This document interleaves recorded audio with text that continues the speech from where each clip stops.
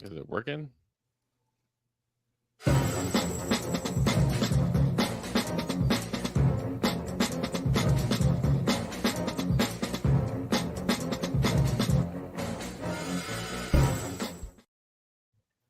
Greetings and welcome to Star Trek Discovery Pod, a sometimes funny, trying to be smart podcast covering all things new in classic Trek. Forget anything you might have heard about the mycelial plane. I am your captain, Myrriah Gossett. With me on the view screen, we have Clyde Haynes. Hey, Paul, I was thinking, you know what we need to do? We need to fix the captain of this podcast if we really want to fly.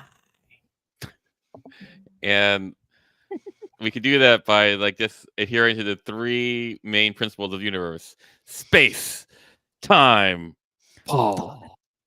Paul. Welcome, Clyde and Paul. We are tonight talking about episodes 9, 10, and 11 of season 2 of Star Trek Prodigy. Wait. How about 12? Are we doing 9, 10, 11, 12? We're just doing 9, 10, 11. Oh, I thought we were doing 4 episodes. I thought we were doing 12. Oh, well, I did 3. Okay. Wow. And if we were doing 4, that's my bad. But I posted 9 through 11 as what we were talking about. So that's what we'll talk about tonight, because that's what was advertised. Okay, fair enough. I forgot we were doing 4 at a time. No worries. It's been a long week. Don't worry about it. Don't worry about it. It's okay. Never mind the mycelial plane. Everything you heard about the mycelial plane. I did 3 last week, so it works out. Does it? No, your turn. It'll be fine. We'll do 4 episodes next week. I'll remember to do it that way. Yeah. Anyway, a few reminders, because apparently we all need them. I need reminders. I need so many reminders. If it's not on my calendar, it doesn't exist in my brain. But Paul, what are places people can find reminders and notes and things like that about our show? Hey, maybe you could subscribe to our podcast at Apple, Spotify, or YouTube. All links are at StarTrekPod.co. And once again, here is our weekly beg for money. If you are loving our content and would like to support us in any way, consider joining our Patreon for just $2 per episode at patreon.com/StarTrekPod. I know I said support us anyway, but I meant money. Oh, money. And I know Platinum. God, I had the chance. I missed it. You missed it, Paul. Too late. Too slow. Yes, and we do live stream. So if you ever want to hang out with us during the week, it's Thursdays, 8 p.m. Pacific time, 10 p.m. Central, 11 p.m. Eastern, which I know is late, but I'm sure some of y'all are some night birds. It's a Thursday. Thursday is the new Friday. And if you're hanging out with us in the chat, Clyde, how can people talk to us? Tell us that they want our attention in the chat, because people are chit-chatting away in there, but maybe they're like, hey, we want y'all to pay attention to what we're saying. Just turn your microphones on and go beep, beep, beep, beep, beep, beep, beep. And a Murph signal, Murph signal, if you will. It's kind of a Murph's code. Kind of like a switch between Murph and Morse. No, seriously though, we're really doing it. I was trying. Look, they can't all be gold. I'm just saying they can't all be gold. They all can't be platinum. There you go. Seriously though, if you want to interact with us live, just type capital P, capital O, capital D, capital Pod in the chat, and we'll take a look at your comment, your question, your musing, your ramblings. And then in a moment, when we really want to know what you thought about this particular episodes or these episodes, type capital H, capital F, capital HF in the chat, and we'll take a look at what you're thinking if you're live. Indeed. And we will do those things. Before we dive into our hot freaks, I wanted to share some messages from the menagerie, which is something if you're a patron and you're like, hey, I want to hear my thoughts on the podcast as well, but I can't stay up this late or time zones don't work out. You can just let us know in the Slack what you think about upcoming episodes. So we have from Karen. Okay, these 3 episodes are so fantastic. See, 3 episodes. They knew. I'm just in awe at their choices. Wesley is fantastic and Will does a great job. He is a little bit more manic than he was as a kid, but time travel might do that to you. And I may not be a Beltran fan, but I am a Chakotay fan, and he does not disappoint. Beltran does a good job. They held no punches when it came to Adric, and that was so sad. I could write a book, but I'll just post this. Thank you, Karen. Thanks, Karen. And with that, I think it is time for us to have some It's time for some hot freaks.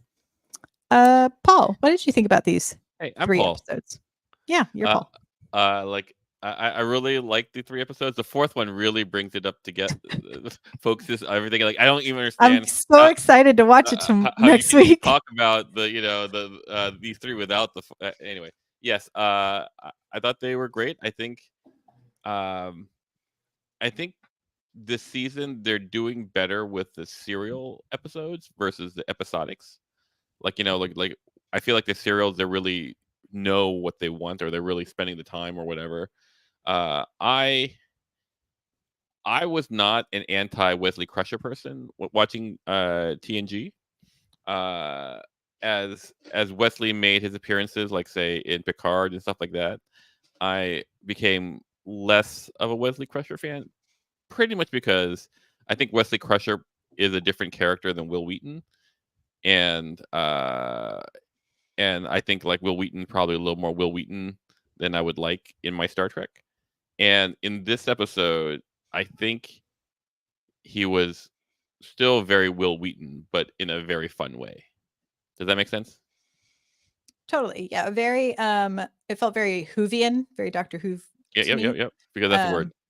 And we can talk about that. But Clyde, what's your hot freak? So I hadn't watched episode 8, and you're curious about what I might think about episode 8. Yeah. By the time I watched 8, which I thought was a fantastic episode, by the time I watched 8, 9, 10, 11, and 12, my thought was this isn't a kids show anymore. This isn't for whatever demographic it was. It's not. This is a legitimate show. There are all these Easter eggs where they talk about things like the mycelial network. They talk about mirror verses. Kelvin verse. Yeah, they're talking about like time travel, like they're explaining time travel. But the Adric, like it's one thing to mention that a character died, but they showed his skull, right? They showed his dead body, and I was like, yo, this is not a kids show. This is an animated series. And it feels like to me, for the first time, they've really it found its footing. I think that Dahl actually works with an older mentor like a Chakotay in tow. Like his behavior and his like it made sense. Like he really made sense for like the first time for me. And I was actually in shock, and I had to actually shocking doll. But I actually had to stop myself from going on to episode 13. Yeah, me too. I feel the same way. Like I started and was like, nope, don't do it. Like I had to stop myself. I'm a little shocked. Like this series it's even better than I thought it was, and it does feel like it's hitting on all cylinders, and I'm hoping that Netflix like keeps it going. Yeah, I would really love to see it continue. I agree with y'all. I really liked this series of episodes. I think I don't mind the very Whovian aspect to the traveler, and I mean it's so Whovian coded that I'm like, bring them together. Go with it. I'm here for it. To me, the Wesley storyline was the most kid part, and it felt kid appropriate, and like you are performing for a kids show. And yeah, I thought it was like very complex and very like beautifully made. The creature, the loom, scary. The loom are scary. It's real scary. Like but I'm really into it. They're really scared on Scary and Edge Tomorrow too. And the Matrix. But yeah, I guess we can just jump into, the Devourer of all things part 1 and 2. But I was like, wow, we had so much death even in this first episode. We lose a red shirt who then is just like disappeared. Like how sad. It was like really intense. but I really love the design of the like kind of pyramid style thing. It Sure. felt like we were hitting a lot of the standard sci-fi tropes in those first 2 episodes, right? We have the big desert planet with the big like pyramid thing that you have to find the one thing. Lots of techno babble within there, but yeah, I really enjoy the loom, and but it was quite the exposition dump from Wesley that I wonder, to me, if Who we get. non-Trekkies Yeah. follow. Yeah. I mean, I one of the things that I liked, and I don't talk about this very often, uh, is they did a very good job with scale. Like, Mm. like in their production design of the ziggurat, Mhm. where you go like, oh, this is big and but accessible. It look and they said it out loud. You go like, oh, it looks like it's made from pieces of the future and the past, and I go like, oh, I Mhm. can see that.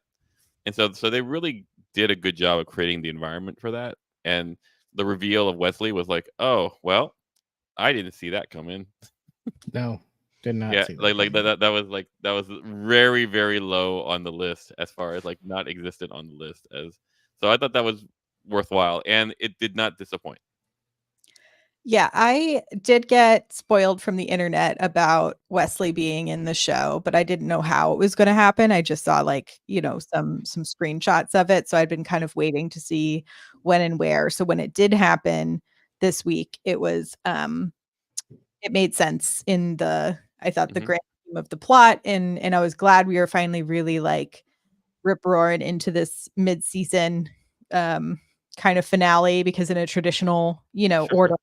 we would be waiting a couple of months before we got the next set. But Yeah, um and man, I'd be on the edge of my seat if I was having to wait for where yeah. we, Oh you know, man, we leave off with that like kind of longing look of Chakotay looking off into middle distance. But uh what did you think of the idea? I feel like essentially the loom have now become a bit of our big bads, right? They're the things we're running away from, and they're running towards trying to fix the timeline. But we still have this looming, if you will, from the loom, but this looming presence as well, though, of like uh, of Gwen's father, and like and what's her name, who's voiced by Jamila Essentia. Essentia. We have kind of this like subset of big bads that have kind of been pushed off to the side, and we haven't seen them come back around. And so, in the scale of things, do you think we should be more worried about Essentia or mostly worried about the loom?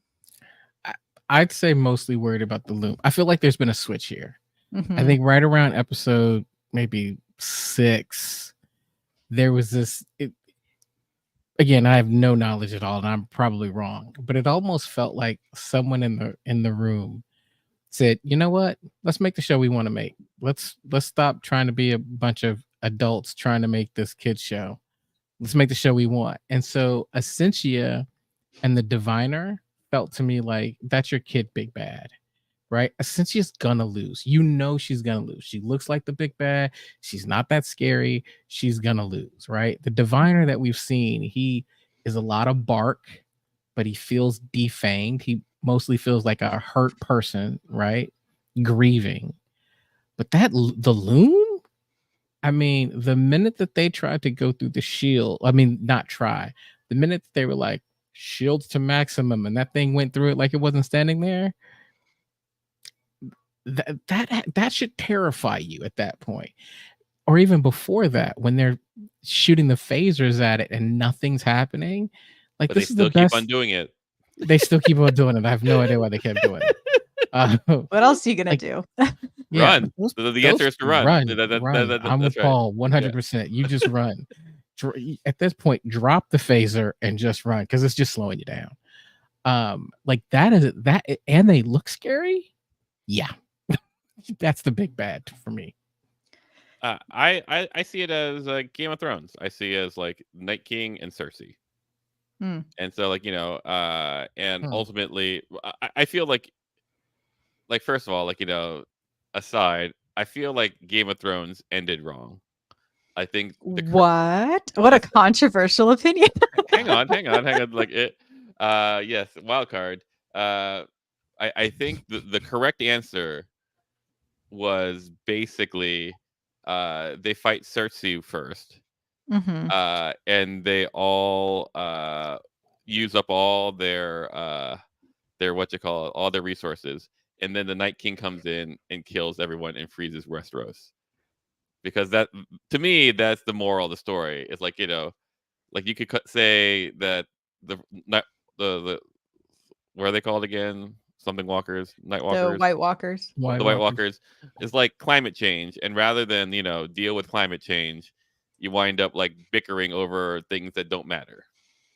My hot take. Sorry about that, but like I feel like the Loom are going to be like that. We're gonna Mm. fight Essentia and stuff like that, and all that stuff, and then the Loom is gonna come in, and either they're gonna join forces, or more likely they're gonna fix the timeline right before the Loom eats Gwen. That would be, yeah, that would probably be what That's happens my there. guess. Without Yeah, without cheating. I without cheating. Yeah, I think that's a good prediction. I am excited to see Majal kind of with our group as well, and how she needed to be a part of the seven in order for them to make the correct timeline. I did also really like all of the time portal jumps in these episodes. But what did y'all think of our jump into sort of our 1960s office space? I think that's great. I thought it was a good shout out to that one Star Trek episode with Gary Seven, Hmm. where like that was supposed to be a like a spin-off episode, like they're gonna do a show with, Supervisor Gary, yeah. and that didn't happen. But like I would have watched that. It's Assignment Earth, which also Okay. included the Beta 5 computer that they're kind of like watching everything on. Beautiful, yeah. Yeah. Yeah. It, So like I would have watched that pilot. I mean that show, but like no one asked me. it definitely felt like I was thinking, man, it's like Star Trek meets an animated version of Mad Men. Oh yeah. That's right. I was just Toast, like, wow, like it was kind of toasted. cool. Yeah. The other thing I wanted to bring up was the vibes between Majal and Zero. Yes. Like, I mean it's been there for a while, right? I mean, I guess, but I feel like now that she's seen them in their like corporeal form, like she's very smitten vibes. I mean, we talked before about like, are we, do we want a platonic relationship? Mhm. And I was very pro, like, hey, I think having strong platonic relationships are great. Yeah, that's not the vibe I'm getting now. Like, the vibe I'm getting is definitely non-platonic. Yeah, there's some heat in those side glances and those handholds, which are very cute and very like, I don't know, very kid show appropriate to be like, oh, I think I like you. I'm gonna hold your hand. It's very cute. I was very worried for a minute. I was like, man, this show's not afraid to kill people off. Are we gonna get? I Yeah, mean, I was like, I don't think they're gonna kill off Majal, but I was like, they could. yeah. Like the Siege of Voyager was like rough. The Yeah. Siege of Voyager was scary. Like, Yeah. also, we have to talk about like essentially Janeway's like aliens like moment of getting to like That's right. Yeah. take out Very like Sigourney Weaver, yes. very Sigourney Weaver running around in a tank top with her Mhm. giant gun and into a shuttle and taking all those beasts out of there. It was intense. Yeah, the part of me that was kind of like, oh, actually, Janeway is equipped to deal with this, but then I go, oh, actually, that Janeway got temporarily erased. Like there's a Voyager episode where like the Year of Hell, where they deal with the Mhm. Kremen, and they have all with the time weaponry and stuff like that, Yeah. and so they found a way to deal with that, but like, but this isn't that Janeway. That Janeway got Essentially eaten by a loom. If basically, you yeah. will. So it's like it took me a while. Like, oh, Janeway knows what to do. Why is she doing these things that she's supposed to do? She knows what to. No. Oh yeah. Whoops. Wrong Janeway. I was trying to I think, have we ever encountered the loom before? No. No. No. Okay. No, it has very much of a Matrix kind of Very. Sentinel vibe. Mhm. Meets a predator alien. I think what we find in Star Trek is normally when there's a paradox, it is like, it's finished. We're in this paradox, and we can Mm. they're discrete. Whereas like we're in this like fuzzy area where Gwen is half there, half isn't, kind of blah blah blah. So Yeah. My other question though was like, it seems like the armbands, while a way to provide some defense, isn't like foolproof because the Loom were still chasing them, right? Even oh though it was like, oh, we have to give everyone these things. I guess it's so that you can run away because yeah, otherwise they can yeah, freeze you. yeah, exactly. I think like I haven't graduated from the Chief O'Brien like Academy of Star Trek Engineering, but I believe what the temporal phase discriminator does is basically allow you to be in phase with the Loom's, variants, like so Mhm. that their powers can't work on you, but they can still eat you. Right. Um, You Like know, I that's know anything. Like I I very could impressed. technobabble at the best. I could technobabble at Yeah. the best, but the thing that was a little confusing to me is Gwen's hollow emitter allows like it just worked, wait, Gwen right? has a hollow meter. Well, she's got her temporal kind of Yeah, that's what we're talking about. stabilizer, right? Yeah, But Mhm. for hers, like Gwen's, it's just they tried to freeze time and she's like, cool, what's going on? Everybody else has this thing where once they start to freeze time, you're now in a race to turn it on. sure. That seems like a bad design to me. Like, I think it's a user error. I think they should just keep it on. I don't think they Yeah, I'm noticed. like, I that's don't know my why thought. it can't be on all the time, but I'm sure there's a reason. Probably just I- start phasing. Actually, you know what? It's time cancer. Time cancer. Speaking of time, though, one thing that's interesting is I feel like we're being prepped because they keep mentioning the temporal wars, Mhm. and I'm like, are we gonna get like a temporal war movie, like series? Well, I wonder if there's any connection to, because we don't know anything about the plot to the Section 31 movie.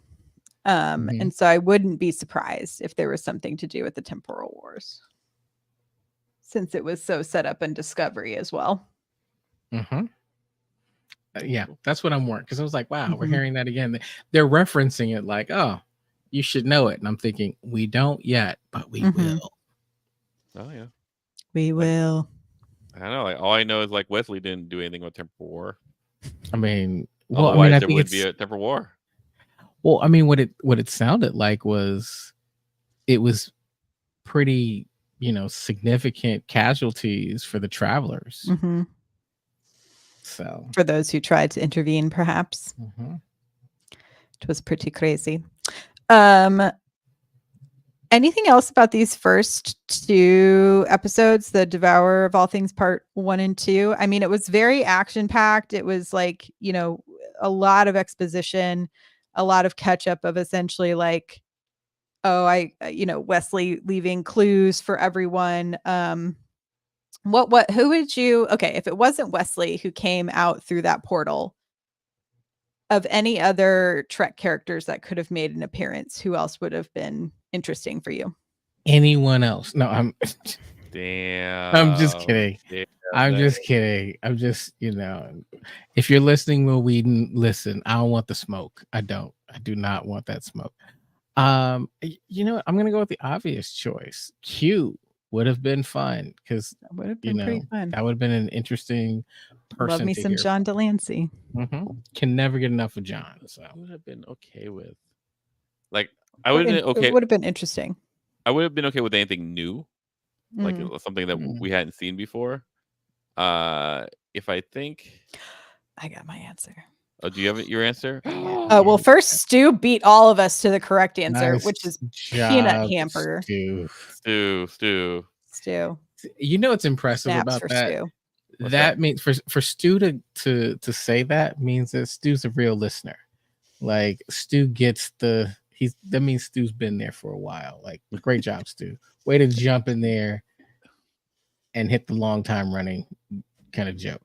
You know who I would have been excited about? I'm waiting for you to say lore. Like I've been waiting for you to say lore for a while now. Lore is here's the answer. You ready? Admiral Janeway. Not our another Admiral Janeway. from Like, another. Oh, the one that went through the other paradox. Yeah. Exactly. So like, because that Janeway, like, doesn't have problems screwing around with the timeline. So, It could have been interesting. so I mean, Yeah. I mean, Barkley. I was going to say Michelle Yeoh as a tie-in for Section 31. I thought about that one. Oh, that would actually that'd be very interesting. Like to go outside of this realm of people that Yeah, especially because they made a reference with the mycelial network, and then they're like, "Oh, we were told we can't talk about that back in the 23rd century."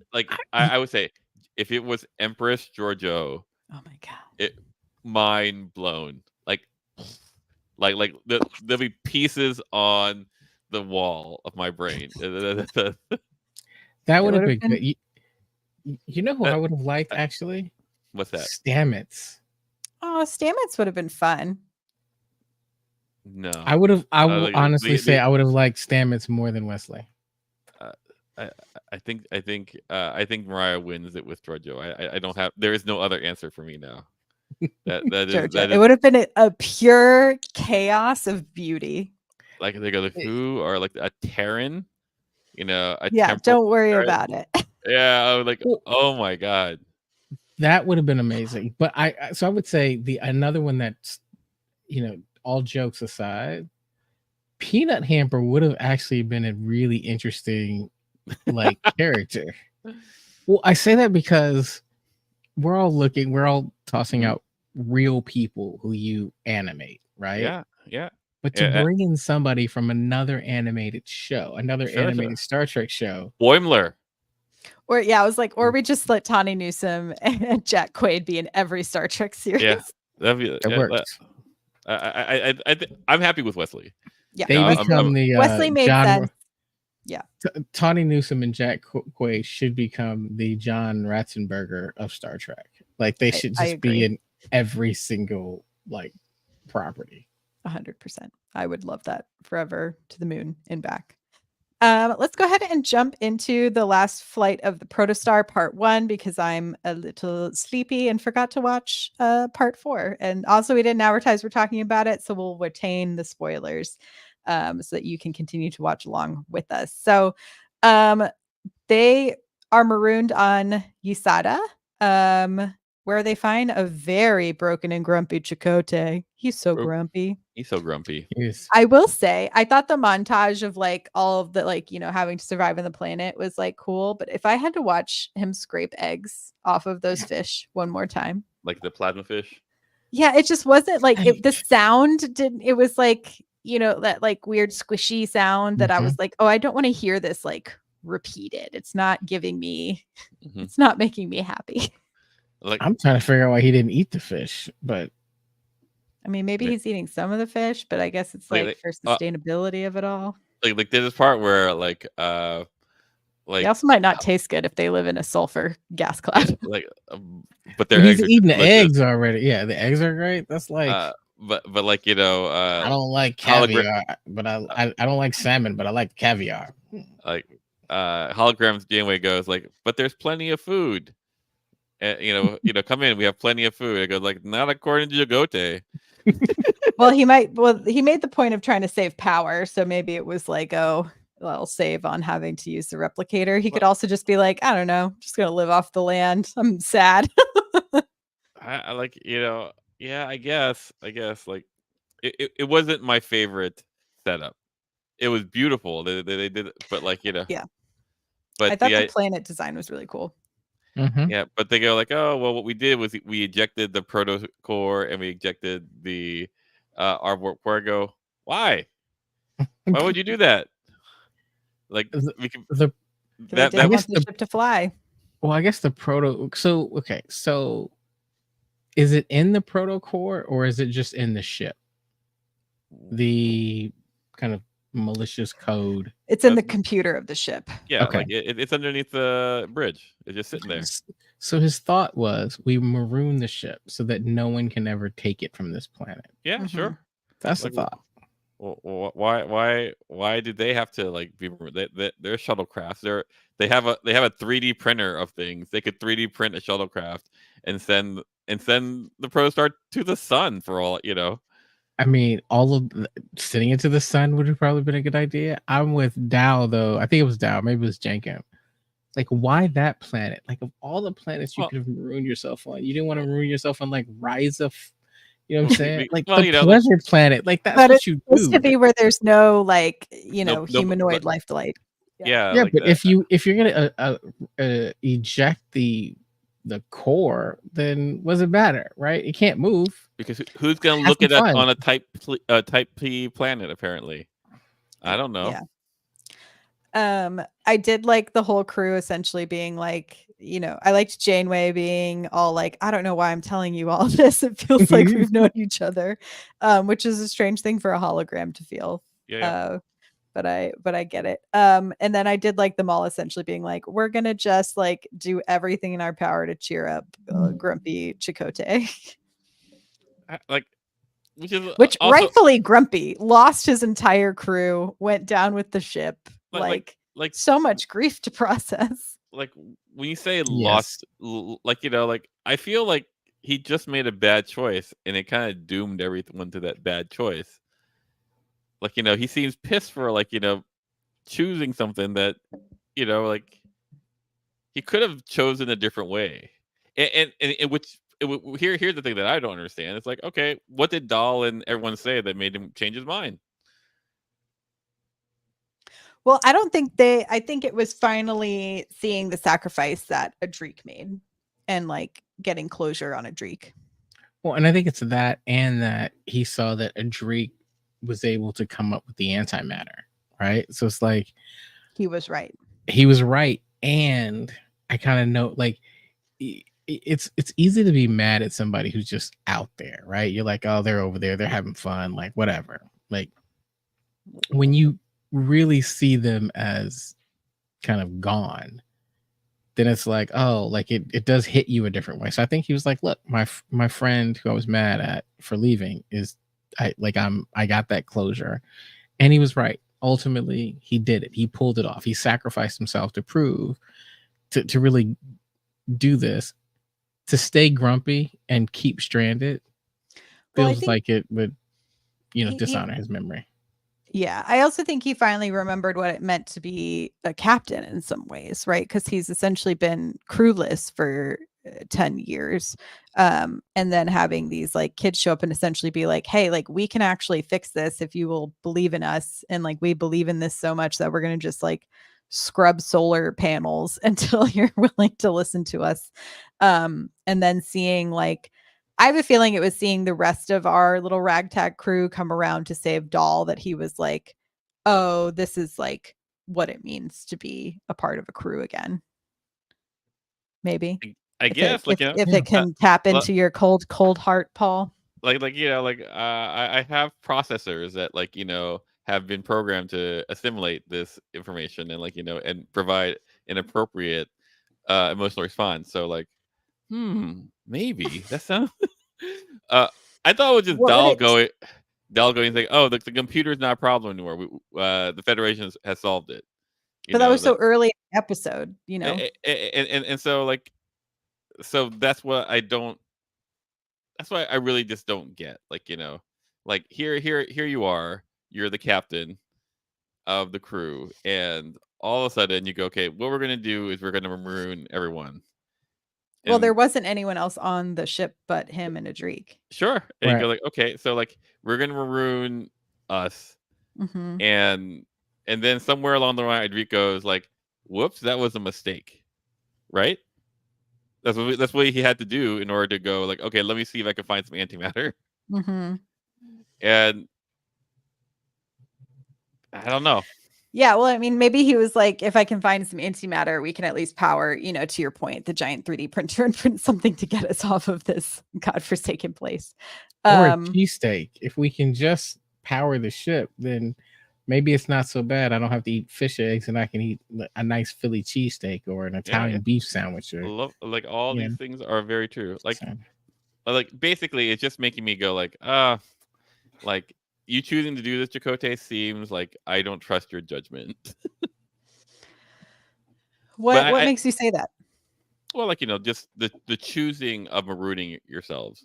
Like, don't misunderstand me. I understand. I understand going like, oh, we can't get back to the Federation. But truth be told, like there are many ways that they could have just gone, hey, I'm here, send it through, like Well, no, as soon as they made contact with the Federation, right? I Like know that was the whole thing with the that weapon. that's why you just go to some Klingons and go, hey, tell the Federation, blah blah blah blah, that we're alive and blah But blah you blah. think the Klingons would be like, "Why are you having us talk through Oh, you? You have access to a weapon, and now we want that weapon." well, my response is like, yes, maybe not the Klingons, but there are tons of people in Star Trek is big. Right. So like there are tons of people you could go to. You could go to the Ferengi. You could pay them in Latin. I don't know, but like there it just seems to be another way. I understand that it was a very cinematic way of putting it together, and I don't resent the storytelling. What I resent is like the justification of the storytelling. Like it would have been totally fine if like we wound up crashing and we've been stuck here. I'll be totally fine with that. Like but like we went through the portal. It the wormhole. Something happened. We crashed here. It was probably for the best, and I have no problem with that. But to put the rationale up there to give this extra bit, like makes me go like, oh, now I'm pulling at those threads. That's it. But like, what do I know? Like he just seemed like grumpy old patriarch. I'll be interested in. I might do a rewatch because I wonder if it was more like Adric was like, "Oh, we could use this power to get us out of here, but to leave the ship." But then he did say like, "But Adric had a plan all along, and it required sailing the ship first." So I don't. Yeah, I don't it's know. okay. Yeah. It's okay. It's okay. Like this is where like it's an emotional episode. Yeah. It's designed to be that way. So like I'm not faulting it so much that And I it's do. still. Well, I wonder if that was like part of why Chakotay was feeling so guilty was because essentially him and Adric were in conflict of how to deal with the ship. And so Chakotay might have been like, I'm the captain, we're ejecting these things and we're crashing the ship. And then Adric is like, maybe finally talked him into being like, I think we have to go back and find like a way to disarm this weapon. And Adric's like, I'm going to find a way to power the ship, blah, blah, blah. They have an argument. Like, I'd be interested in flashback, Yeah, me too. Maybe it's in episode 12 or maybe not. I Who don't knows? know. I don't know. I did like the worm sand tunnel chase. The Beetlejuice? Yeah, the Beetlejuice sandworms was fun. Yeah, no, that was impressive. Plasma Beetlejuice is great. I love him. Mm-hmm. And I did like a lot of the Easter eggs, and I learned this one from Tom Paris, and like that, like, and that we say Beetlejuice. It again, there's 1,000 reasons why I look at this and I'm like, this is not a kids movie, a kids show anymore, because these references feel like they are definitely target to us. But I think so many kids programming is made that way. Like, I think that's part of that is so that parents are like, this is fine to have on because I also enjoy this. But there's things that go over like specific age groups, like heads in some ways. Cause like most kids programming is also required to have like essentially like an education consultant to be like, is this something that is going to help children? Like there's a lot of non-educational stuff up. Like I'm like, ugh. But I feel like they slip it in. It's like problem solving, camaraderie, there's social emotional learning that you have to include. It's not all just like this is a math lesson or like this is Dr. Aaron. It is about like telling you and showing you how to problem solve, how to have tough conversation with friends, how to have relationships with friends. Like those are all things that are part of social emotional growth for children. You go, Clyde. I think I've seen kids programming evolve, right? Like there's been this is directed just at kids. There's I used to watch Ren and Stimpy, and that for sure was not made for kids. No. Well, it explains a lot though. Look at you. Yeah. I You know, and watched there all of the most You're, fucked up cartoons. you're emotionally and mentally hideous. Stunted. but I do think there's a lot of cartoons that are built to say, hey, look, we want this show to be appealing to both children and adults so that they can watch together. Like Right. I went to see Despicable Me with my 5-year-old nephew, and like it was me, V, my nephew, and my brother. And the second time he was watching it, and he was just having a good old time. I kept on falling asleep, and for a loud movie, that's saying something. I don't think I was that tired, but like V was just like, "Oh, this is such a clever movie to balance like what's interesting for her versus like what's interesting to the kid, because the kids aren't going to get musical cues. They're not going to get all these things that are references, but like it's not important to because The minions serve everything. because it works without the reference. And Mhm. just like like for us in this show, without the reference it still works. Mhm. So I think in that way, I think it's good that way. Yeah. The first time I saw something that I won't say the first time I saw it, but the first time I noticed it was really Disney's Aladdin, the original, because there's a It can show you the scene. world. Well, not that, yes, but the But you never genie's had a friend like me. no. The genie comes out and he's doing a bunch of things, and one of the things he does is he does this who Yeah, as Arsenio. Arsenio Hall, Yeah, and yeah. I'm like, he just did a reference to a late night talk show host, but this is geared toward kind of children. Sure. And I remember my mother laughing so hard at Aladdin because she was like, this is the first like thing you've watched that I actually could watch and not be like, why am I watching this?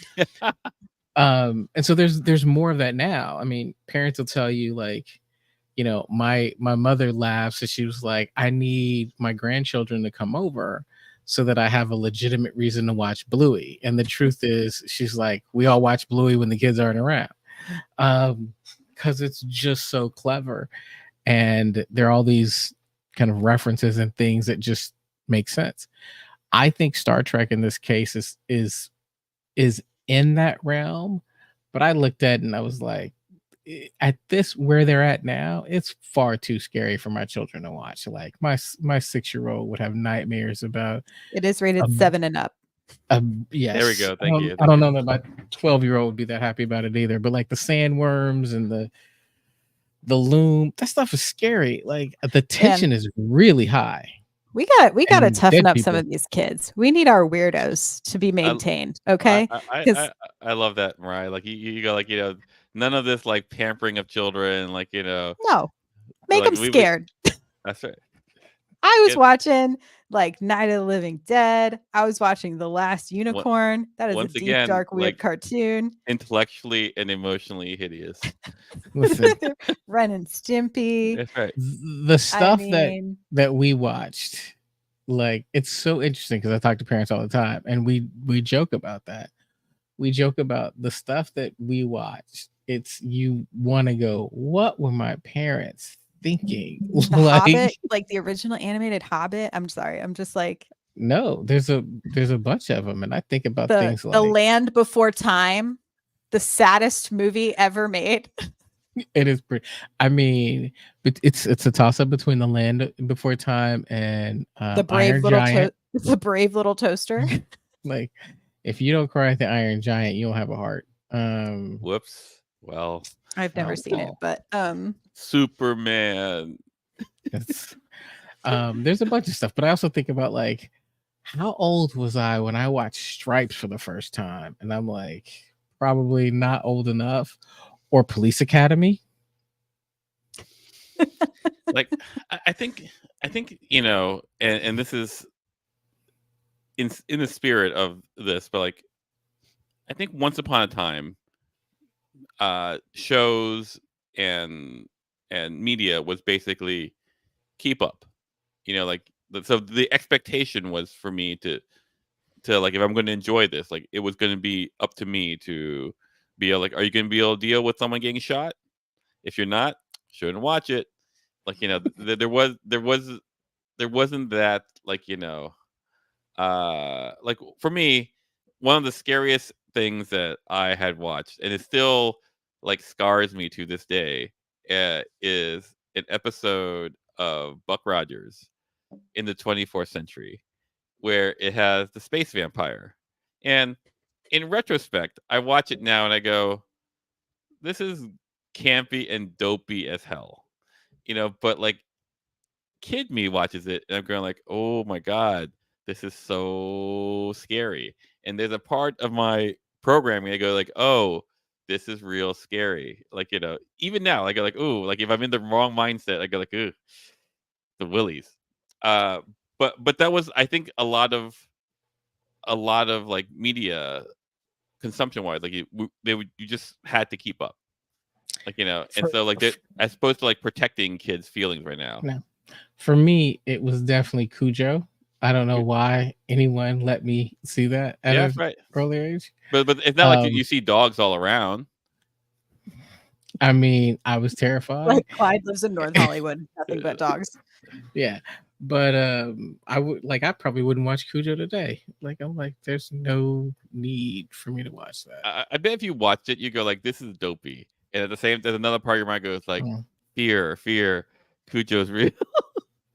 Yeah, That's a hard pass. I don't even want to find out.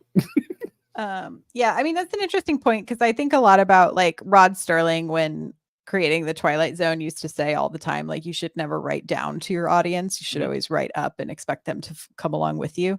And I do wonder how the algorithm and tech companies buying Hollywood has slowly changed that. I mean, like I think people are forgetting, or they're overcorrecting or whatever. Like kids actually watch to aspire. Like an Yeah. 8-year-old isn't gonna watch other 8-year-olds. That's not what they want to see. They want to see 14-year-olds because that's something to grow into.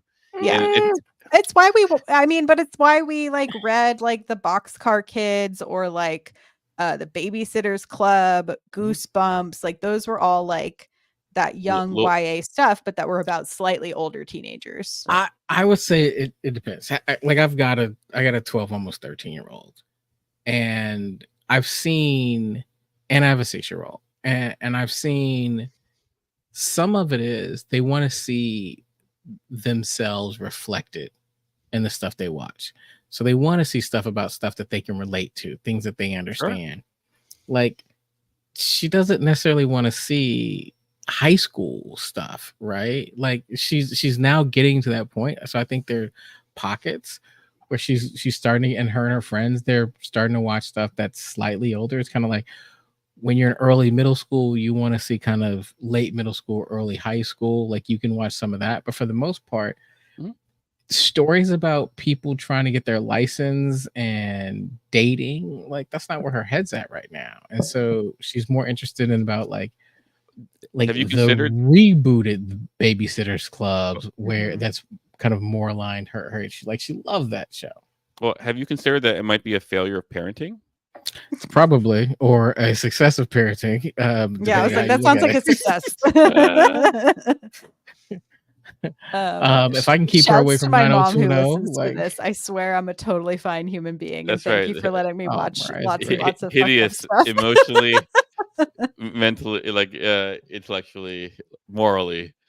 But to that point, though, I do find that one, the amount of choices that kids have for viewing is infinitely more than we had, right? Sure. Like they can find the stuff that really speaks to them, and it's more nuanced, and it is more, some of it's more aspirational, some of it's some of it's gotten really, really clever. And I think some of that is because you've got more writers who are thinking about the psychology of their audience than they did when we were kids. It felt like they were just trying to make us laugh, right? Like I think about things like, Nickelodeon's Hey Dude, right? And stuff hey, like dude. That. I did too. Like for me, I just watched there was once upon a time, because I'm a little older than you guys, where cartoons were really for Saturday mornings. And so like I would watch Super Friends and gummy bears. And I yeah, I watched exactly. Turbo Teen, some Voltron, Turbo Teen, like as an example, and we are way off the reservation here, but Turbo Teen is a cartoon about a teenage boy who, when his temperature rises too hot, turns into a Corvette. Okay, I think What a that's concept. there's no educational value in that's that. That's basically Scooby Doo. Like it's I it's did love hijinks, Scooby-Doo. Yeah. right? It's And welcome hijinks. to like nostalgia talk. Yeah, I was like, yeah, to get us back on track. Yeah. I know y'all have pre-watched the next episode, but I'm excited to see how they managed to get the ship back up and running. I thought the burial scene for Adric was very sweet and very I thought like a really beautiful way to explain like grief, I think, in a way that is it's appropriate for encaps- kids, for appropriate for 4-year-olds. kids. For 4-year-olds. above 7. It is rated for above 7. Yeah. Look, it's a, to me, I'll say it, it's a hell of an episode. Yeah. Like, for all my complaints about it, I think it's one of the better episodes of a very good season. Mhm. I'm still just in shock because, you know, last week having seen the first 2 episodes, my thought was the first episode was really, really strong. 2, 3, 4, 5, and 6 were just and 7 were just okay. And I was like I remember thinking like, oh, I've got to push through and I got to watch these episodes. And you hit between 8, 9, 10, 11, and 12. And I'm just hot damn. I'm like, wow. They're really Like, trucking, and I think they're really nailing, I think, in this middle sequence here, the an interesting and good balance between character development for me, as well as like pushing the plot forward, which I think can Mhm. be difficult, but I'm seeing growth amongst our characters in different ways. And like literally for Zero, it was a full transformation, which like what an episode. To really like ground some emotional core and character development before really diving into heavy plot for 3 episodes. But the plot was moving at such a rapid and exciting pace that I didn't really mind some of the larger expedition dumps. Yeah, I agree with that. All good. All So, good. Anything else to add about these 3 eps? And next week we will watch 4 episodes. oh, wait, so are we gonna watch 4 eps or are we gonna watch 5 eps? Like, you know, We'll watch 4. okay. Yeah. I'm coming around on Commander Tysus. A bit. Yeah, I enjoyed the way he was like so protective of Majal, and then like Mhm. I also I think he's a really good number doing 1 his for job. Janeway. Yeah. So you really liked how he did his job adequately. Yeah, I liked how he did his job. But I thought it was like he seemed like such a grump. Again, like like I was saying, it's like I think there's been interesting character development even with our like adult B characters essentially, you know. Sure. They had a villain, kind of a B plot villain kind of feel to them, vibe to them when we first started. Like they were gonna be Like the grumpy a adult. foil. Yeah. Clyde And now just they're loves much to more call people who do their job villains, like Shaw, and like like he just loves like, oh, how come you're not giving my people privilege? Like it's not about privilege, like because I actually agree with some of what Tysus says. you should agree with everything Tyson says. Like he's doing just very like protocol stuff. Like it's all very. It's just it all felt weird. Like it was very like contentious. Like Sure. she's asked them to like specifically to be on the ship, and now you treated them like, well, why are you here? Like because they were invited. Yeah, it's proving worth, but I think even seeing how the crew reacted when they were all essentially willing to like not follow the orders as given to them by our evil Badmiral vibes. Man, Jellicoe. Jellicoe. Oh, Once Jellicoe. again, you just don't like people who like have like reasons to do things. Like, hey, yeah, I will say like Jellicoe is not my favorite. No, he's terrible. Okay. He's terrible. He's like glad even we're I all have on the same page. Even I have limits, but like but he did like defeat the Cardassians. I guess we'll give that to him. Anything else about these episodes, y'all? I'm good. I'm sorry. Sorry, I went to like so much into like like Nostalgia talk. talk. It's But fine. There's always a small 80s spin-off podcast within our Yes. podcast. So that's right. And next So, week on 80s Cartoon Talk, we'll be discussing the merits of Voltron versus Robotech. be prepared. You can subscribe, rate, and review on Apple. Share the show with a friend, y'all. If you have friends who are watching Prodigy and like they want to talk about it and hang out with us, like let us know. I did look and there weren't any updates on Comic-Con stuff. I think that's all sort of happening later this weekend. But we will keep y'all posted. I know our pals over at Strange New Pod are doing on the ground coverage. Giraffe already looking like a boss in her incredible cosplay. So go follow her on Instagram. You can follow us on Twitter, and I will try to get better at posting on Instagram because Twitter is a hellscape. And we appreciate y'all for being here tonight. We'll see you next time. Live long and prosper, y'all. Bye-bye. huzzah, everyone. Whee!